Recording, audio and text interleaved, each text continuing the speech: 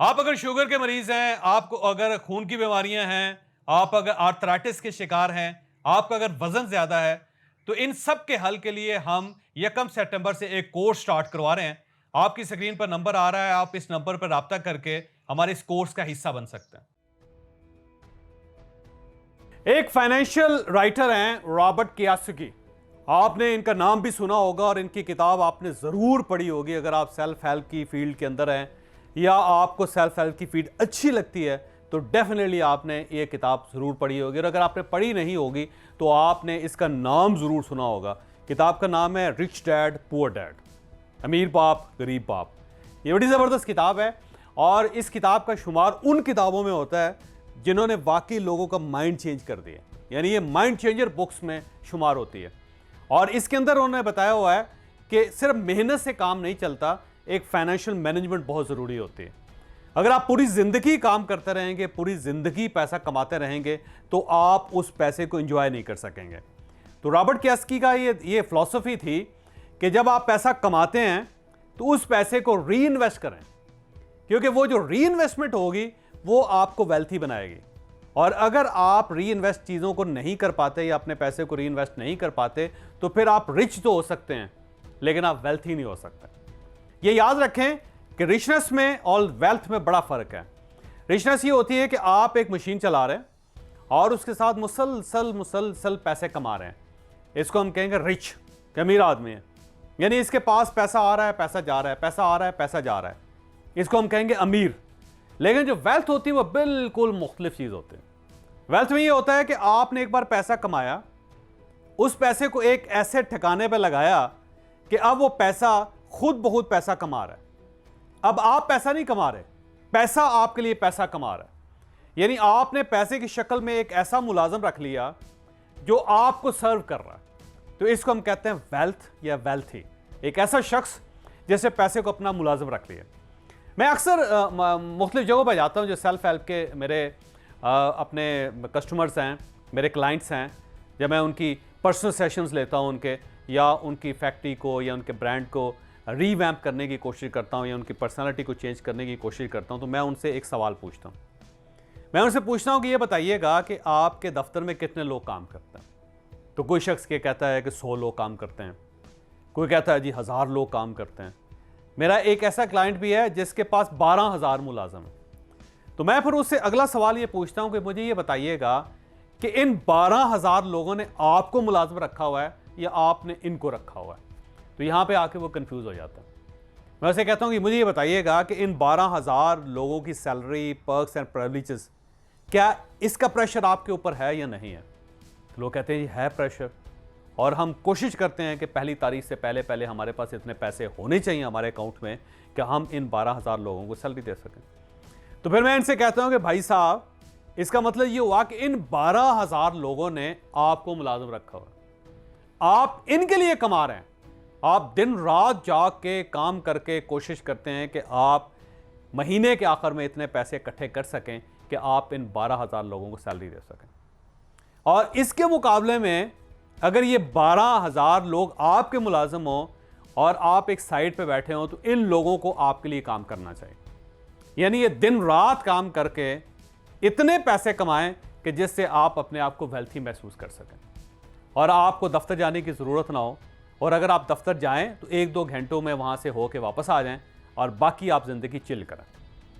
ये है ना एक डिफरेंस कि अगर तो आप मुसलसल अपने एम्प्लॉइज़ के लिए काम कर रहे हैं, अपनी फैक्ट्री को चलाने के लिए, अपने ब्रांड को चलाने के लिए, अपनी दुकान को चलाने के लिए, अपनी जॉब को चलाने के लिए काम कर रहे हैं, तो फिर आप रिच तो हो सकते हैं लेकिन वेल्थी नहीं हो सकते। और वेल्थी आप कब होंगे? उस वक्त होंगे कि जब आपके अपने असासे आपके मुलाजिम बन गए और वो आपको पैसा कमा कर दे रहे हैं, तो फिर आपको कहा जा सकता है कि आप एक रईस आदमी हैं, आप वेल्थी आदमी हैं, आपके पास बड़ी वेल्थ है।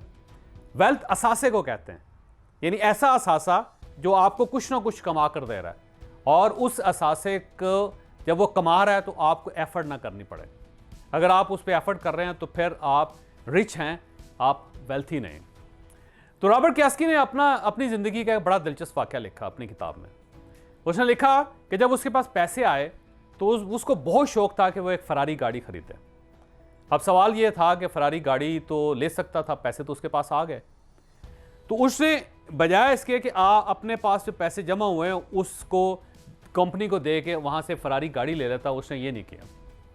उसने ये किया कि जो अमाउंट उसके पास थी उसने उस अमाउंट से एक प्रॉपर्टी खरीदी, उस प्रॉपर्टी को किराए पे दिया और उसके बाद उस प्रॉपर्टी को प्लज करवा के उसने फरारी गाड़ी ली और अब जो गाड़ी की किस्त दी इस प्रॉपर्टी के किराए से अदा होने लगी।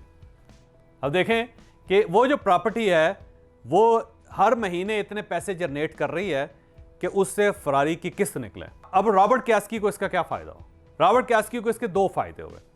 एक तो जो गाड़ी उसने खरीदी अब उसने अपनी जेब से नहीं खरीदी, दूसरा उस गाड़ी के जितने भी अखराजात हैं अब वो अपनी जेब से अदा नहीं कर रहा, बल्कि उसके लिए उसने एक ऐसा मुलाजम रख लिया है कि जो उसे गाड़ी खरीद के भी दे रहा है और जो उसकी गाड़ी चला भी रहा है। और वो मुलाजिम कौन सा? वो एक प्रॉपर्टी।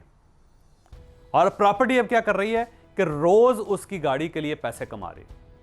तो अब उस गाड़ी का खर्चा, उसकी वेयर एंड टेयर, उसके पेट्रोल का खर्चा और उसकी जो पेमेंट्स हैं या उसकी किस्तें हैं अब रॉबर्ट कियासाकी की जेब से नहीं जा रही, उसके लिए प्रॉपर्टी से पैसे आ रहे हैं। ऐसा ही है ना।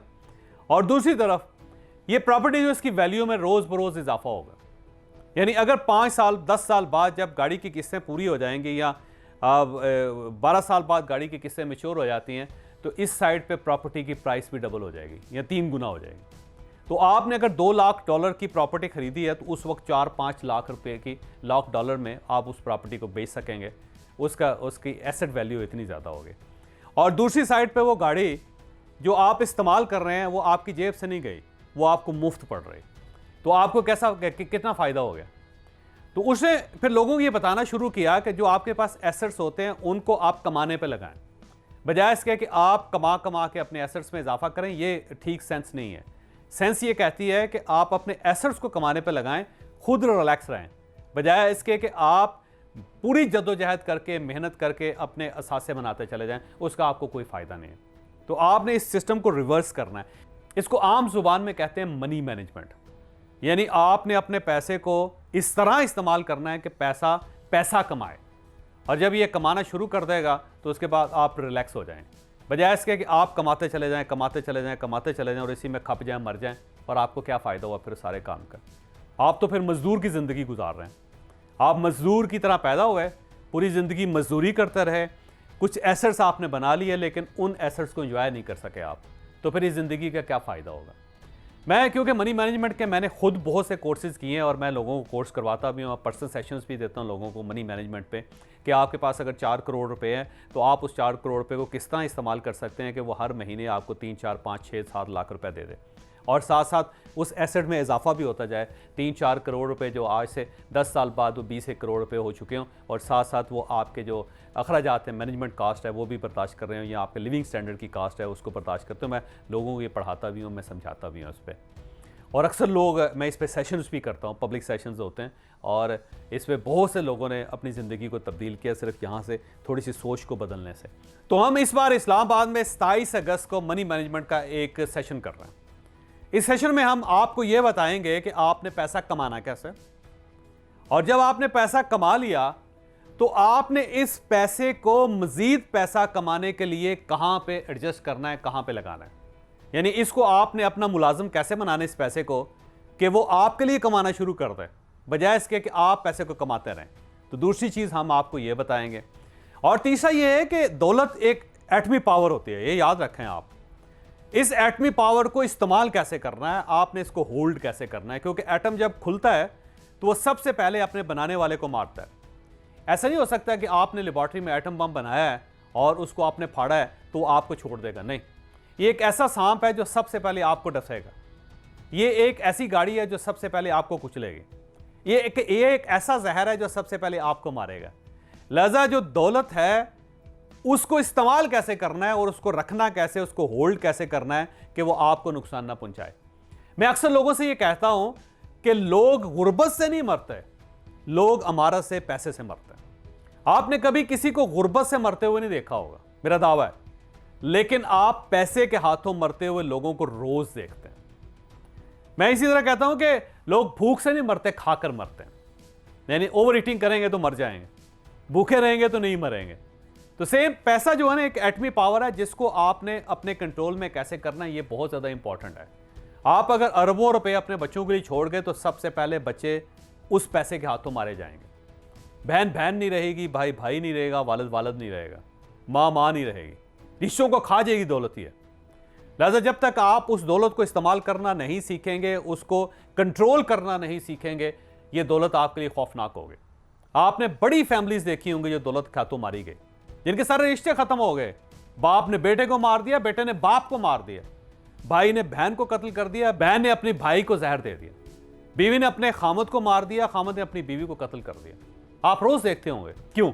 उसकी वजह यह है कि ये वो लोग थे जो दौलत को एटमी ताकत नहीं समझते थे, जिन्हें दौलत जैसे एटम बम को कंट्रोल करना नहीं आया था। इन्होंने ये नहीं सीखा था।